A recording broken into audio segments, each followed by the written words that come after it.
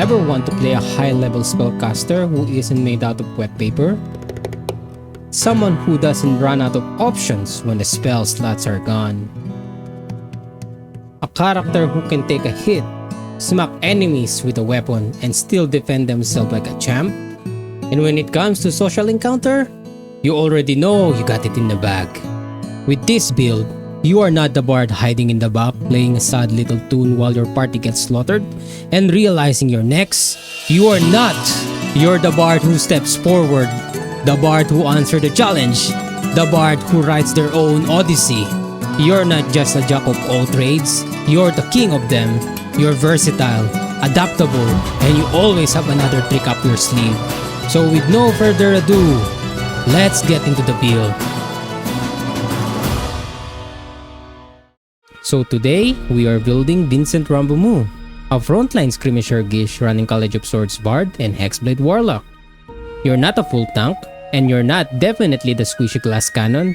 You're the adaptable middle ground, the one who can handle whatever the fight throws at you. Your job? To make sure both your tank and your glass cannon always have a backup when they need it. You dive into apply pressure, buying your tank time to recover, then dip out when your glass cannon gets into trouble. You'll focus on buffs and debuffs, yes, even concentration spells, because we're building this character so that concentration doesn't break easily. You're flexible, mobile, and reliable. You're the glue that keeps the fight from falling apart. For our stats, we are going for the standard array of course. We get Strength 8, Dexterity 13, Constitution 14, Intelligence 10, Wisdom 12, and Charisma 15. For our species, we are going with Human 2024. For the racial ability score bonuses, we take +2 Charisma and a +1 Constitution. The reason for this is so that we can fix it later by using an ASI, or ability score improvement, allowing us to optimize both our Charisma and Dexterity by adding 1 point to each. Other than that, we get Resourceful, which grants us Heroic Inspiration whenever we take a long rest. So this gives us reroll on a D20 test, which is really solid. Next up is Skillful. We get 1 proficiency of our choice, and I'll go for Perception, one of the most commonly used skill checks in the game. After that, we get Versatile, which let us choose 1 origin feat. There's a bunch of solid options here. Option like Top let us be extra tanky, or Musician adds more support utility, letting you hand out heroic inspiration to your party and yourself on a short rest or a long rest. But for the sake of this build, we are going with Lucky. Like I said in my previous video, Lucky is the best used defensively, especially when an enemy rolls a natural 20. You can burn a lucky point to impose disadvantage on that attack roll, potentially turning a crit into a miss. Since we're already building for a high AC character, this synergy works extremely well for us, so we're locking in the lucky feat. For our background, we are going custom. That means we get another origin feat, this time coming from our background. We're taking Magic Initiate, the Cleric one, and the reason we're choosing the Cleric version is for the first level spell called Shield of Faith. This let us increase our AC by 2 while we wait to gain proficiency with the shield equipment, and even after we get the shield proficiency, this spell is still good regardless. As for the 2 cantrips, I'd go with Guidance, so we can combo it with our Bardic Inspiration, giving our allies that extra bit of a security when they really want to succeed on that ability check. For the last cantrip, we'll just take Light. Since we don't have Dark Vision, this helps us cover that weakness until we get a proper way to see in the dark, like a magic item or Devil's Sight from the Warlock Eldritch Invocation. And lastly, we have our language of choices. We get to pick 2 languages, and honestly, this can be anything depending on your campaign setting. That said, I think it's usually better to grab a language tied to a well-known faction or a race, like maybe Elvish or Dwarvish. For your second language, that one's totally up to you. Pick something that fits your character's background or just add a bit of a personal flavor. So for level 1, we are starting with Bard. We get to pick 3 instruments and 3 skill of our choices. For the instruments, it's really up to you, but it's always good to grab some varieties. Something like a lute, drum, and a pan flute works really well. For our skills, let's go with Persuasion, Intimidation, and Acrobatics. We will use Persuasion for our daily social encounters and Intimidation during combat if we want to avoid killing and forcing enemies to surrender instead. As for the Acrobatics, we will use it for the grappling mechanics. If we fail the saving throw on the first grapple, we can now use our Acrobatic to escape the grapple. When it comes to spells, I'll leave that choice mostly up to you. But one tip I always give is to avoid fewer damage spells. Most bard spells that only deal damage with no effects are kinda underwhelming. Instead, go for the stuff like Dissonant Whisper, or a debuff like Hideous Laughter, a support spell like Healing Word, or the utility spells like Identify. And if you want to deal damage, check out the new bard cantrip called Starry Wisp. It's basically like Firebolt, but instead of fire damage, it deals radiant damage. And on top of that, it debuffs the target so they don't benefit from the invisible condition. At level 2, we are going to multiclass a bit early and we're going to pick Warlock. The big reason here is that the 2024 Warlock gets an Eldritch Invocation at level 1, right off the bat, which is a huge for flexibility. And we are going for the Pack of the Blade Invocation. This let us use a bonus action to summon any simple or martial weapon into our hands. We can even turn that weapon or any magic weapon into a charisma based weapon, which is perfect because we are already focusing on our charisma. And we are also become proficient with it, and it becomes our spellcasting focus, meaning we can cast spells while wielding it. On top of that, we can change the weapon's damage type to necrotic, psychic, or radiant, or just leave it as is, totally up to us. For warlock spells and cantrips, our goal is simple. Cantrips for attack, first level spell for defense. For cantrips, we're taking Eldritch Blast. This is basically the bread and butter range attack for any warlock. Even though we have a Starry Wisp from the Bard, it's always nice to have a solid option. For the second cantrip, we are picking True Strike, the 2024 version. This helps us with the melee attack since extra attack from the College of Sword doesn't come until level 6. True Strike keeps us effective in close combat for now, and at level 5 it also adds an extra 1d6 radiant damage, which is pretty solid. For our defensive first level spell, we are going with the Shield spell and the Armor of Agathis. Shield is a reaction spell that gives us a +5 to AC until the end of our next turn, which is amazing for avoiding hits.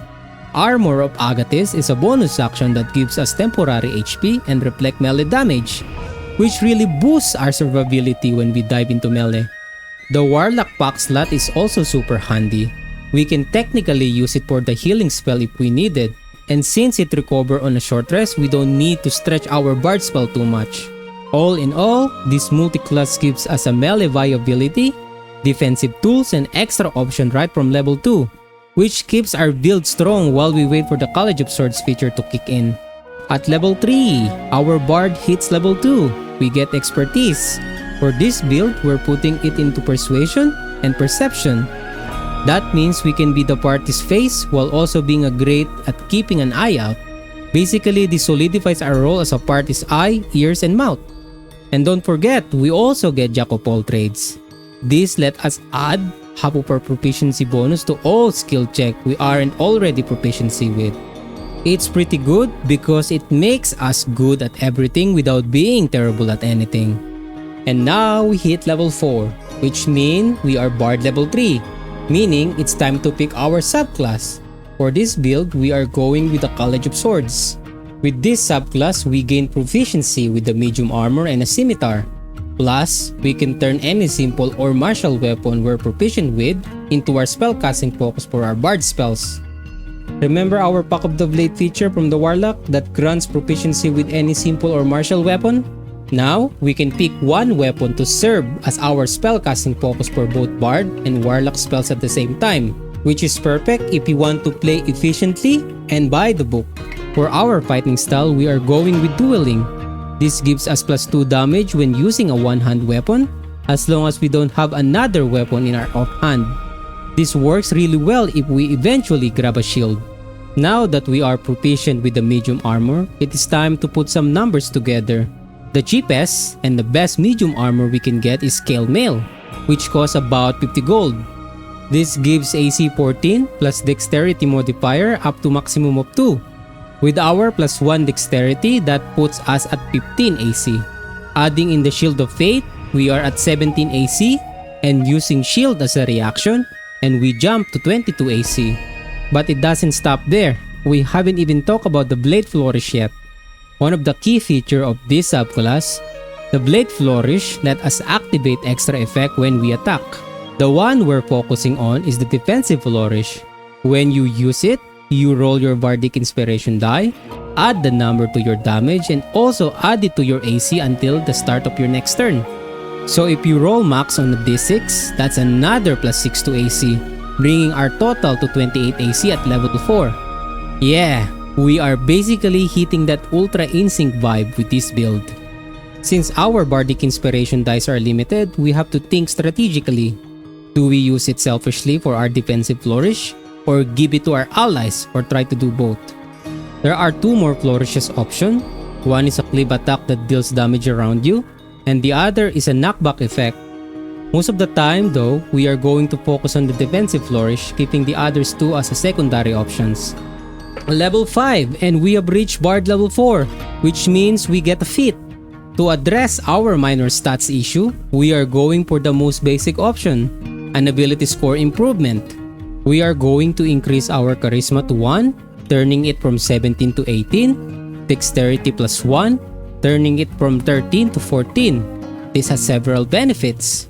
Charisma 18 increase our spell save DC and attack rolls for both Bard and Warlock spells. It also increase our Charisma based weapon hit and damage at the same time. Dexterity 14 increase our AC and maximize the dexterity bonus we can apply while wearing medium armor. This is a simple but effective improvement, boosting both our offense and defense. At level 6 and Bard level 5, we gain Font of Inspiration. This means that all expanded Bardic Inspiration dice are regained on a short rest or a long rest, which means we can now spam Blade Flourish while at the same time giving our allies Bardic Inspiration. We also gain the ability to regain Bardic Inspiration dice by expanding a spell slot, and no action is required to do this. This even works with the Warlock pack slot, allowing us to save Bard spell slot while still expanding the use of Bardic Inspiration. With Font of Inspiration, we can replenish all our dice after a short rest, making us extremely versatile and sustaining both offense and support in a prolonged encounters. At level 7, with Bard level 6, we gain extra attack. We can finally attack twice, giving us an edge in the melee department. Level 8 to level 9, we are going to dip 2 more levels into Warlock, which gives us another subclass and an additional Eldritch Invocations. For our 2 new Eldritch Invocation, we are taking Agonizing Blast for the extra damage on our Eldritch Blast, and Eldritch Mind, which gives us advantage on Constitution saving throw to maintain concentration, something that's essential to this build. For our Warlock subclass, we are going to take Hexblade, which grants us proficiency with medium armor and shields, giving us the missing AC we need. We can now finally wear a shield. We also gain Hexblade's Curse, which we can use as a bonus action. Against the cursed target, we deal extra damage equal to our proficiency bonus, score a critical hit on a 19 or 20, and if the target dies, we regain hit points equal to our Warlock level plus Charisma modifier. At this point, we have enough gold to pick up a hoplite and a shield. So let's do an AC calculation, shall we? While wearing a hoplite, our AC is 15 plus our dexterity modifier, which is 2, for a total of 17. Since we can now equip a shield, we gain an additional plus 2 to our AC, giving us a base of AC of 19. When we cast Shield of Fate, our AC increased to 21. When we use the shield spell, it increased by 5, bringing up to 26. If we also use Blade Flourish, and for the sake of this calculation, we assume the maximum Bardic Inspiration die is an 8, our AC increased further. So without the help of any magic item at this level, our maximum possible AC is 34. At level 10, with Bard level 7, we gain Counter Charm. Essentially, when you or an ally fails a saving throw against being charmed or frightened, we can use our reaction to reroll the save with advantage. Basically a retry with advantage, It's a very solid support ability, I would say. Level 11 and Bard level 8, we gain another feat. To further enhance our concentration spell, we are taking Resilience Constitution. This increases our Constitution score by 1, raising it from 15 to 16. We also gain proficiency in Constitution saving throw. This means our concentration is harder to break and much more reliable, making spells like Fond of Moonlight great for this build. At level 12 with Bard level 9, we gain another expertise, allowing us to double our proficiency bonus for the chosen skills. The two remaining skills are Intimidation and Acrobatics, so we'll select those. This further improves our ability to make enemies surrender and increase our chances of escaping grapples. We also increase our Bardic Inspiration die to a D10, meaning we can grant more AC when using it. Level 13 and Bard level 10, we gain Magical Secrets. Unlike the previous edition, in this 2024 Bard update, we are not limited to picking just 2 spells from any spell list. Instead, our spell option expand. We can now choose spells from the Bard, Cleric, Druid, and a Wizard spell list. All spells chosen through Magical Secret count as a Bard spells for us. Additionally, whenever we level up or replace a spell, we can continue to choose from this expanded Magical Secret list. This greatly enhances our versatility and utility, letting us pick powerful spells from multiple classes to buff allies, control enemies, or deal massive damage, all while still functioning as a Bard. Level 15 at Bard level 12, we gain another feat, and this time we are taking Cartomancer from the Book of Many Things. First, you can use a deck of cards as a spellcasting focus. We don't really need this mechanically, but it's a very cool roleplay focus nevertheless. Second is Card Trick, which let us learn Prestidigitation and conceal its verbal and somatic components. Again, this is a great for roleplay, but that's not why we're taking the feat. We are here for the third and final feature called Hidden Ace. When we finish a long rest, we can imbue one spell from our class spell list into a card. The spell must be one we can cast as an action and must be a level we can cast using our available spell slot. The spell can be stored for up to 8 hours. We can then use as a bonus action to activate the card. Once activated, the card loses its magic. Remember Magical Secrets? All spells chosen through it count as a Bard spells, meaning we can store any of them in a card. For example, at Bard level 12, we can cast spells up to 6th level, allowing us to store spells like Disintegrate, Chain Lightning, or Heal. This means we can cast a powerful spell as a bonus action on top of our extra attack. The only real limitation of this feature is the player's imagination and their knowledge of spells. Level 17 and Bard level 14, we gain Master Flourish. Whenever we use a Blade Flourish option, we can roll a d6 instead of expanding a Bardic Inspiration die. This gives us flexibility, allowing us to use Blade Flourish without consuming our limited Bardic Inspiration dice, making us more consistent in combat. At level 18, with Bard level 15, we increase our Bardic Inspiration die for the last time, turning it into D12. This means that if you're using your Bardic Inspiration die with a Blade Flourish, you can potentially increase your AC by up to 12. At level 19, with Bard level 16, we gain our final feat and we're taking ability score improvement. We increase our Constitution by 2, raising it from 16 to 18. This increase our hit points and improve our Constitution saving throw, making us tankier overall. And finally, we reach level 20 with Bard 17, hitting the true capstone of this build. We max out our spell slot at 9th level and finally get access to those 9th level spells. For my 9th level pick, I will go for Foresight to fully lean into the Ultra Instinct vibe for the build. We could grab more 9th level spells, but thanks to the Cartomancer feat, we can already pull those out as a bonus action within 8 hours, as long as the spell normally takes an action. The new Power Word Kill is also incredible. Even if the enemy isn't at 100 hit points or lower, they still take 12d12 psychic damage. As a bonus action, that's just ridiculous value. And don't even get me started on the wish spell as a bonus action. Like I said before, you are no longer the jack of all trades, you are the king of all trades. So for my final thoughts of this build isn't about dealing the biggest damage, tanking the hardest hit, or casting the flashiest spells. It's about never being out of answers. As the party's Gish, your role is to create space when things go wrong. When the front line starts wearing down, you step in.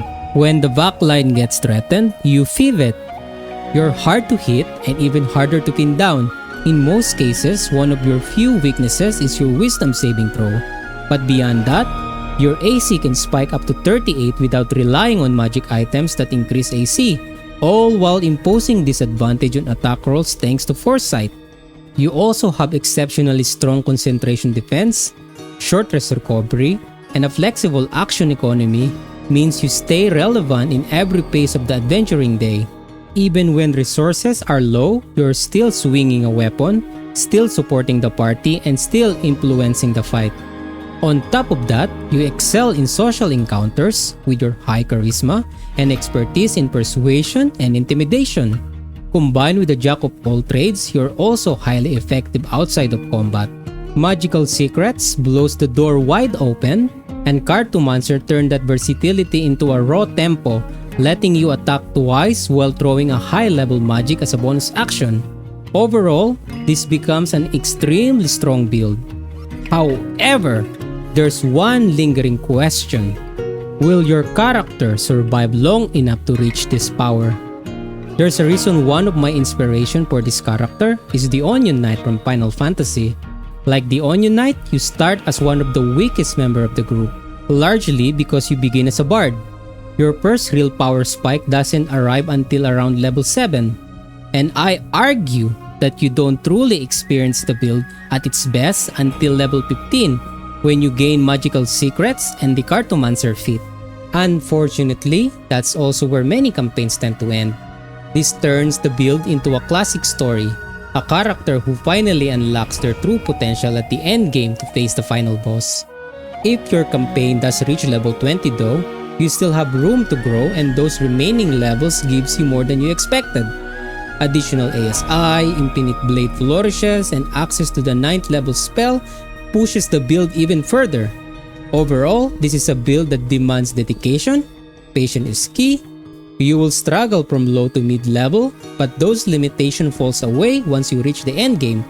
And when they do, the payoff is absolutely worth it. So that's it for this build, guys. I hope you're enjoying this kind of content. If you want to see more or have a build request, drop a comment below. Don't forget to leave a like and subscribe, and I'll see you guys all soon. Ciao!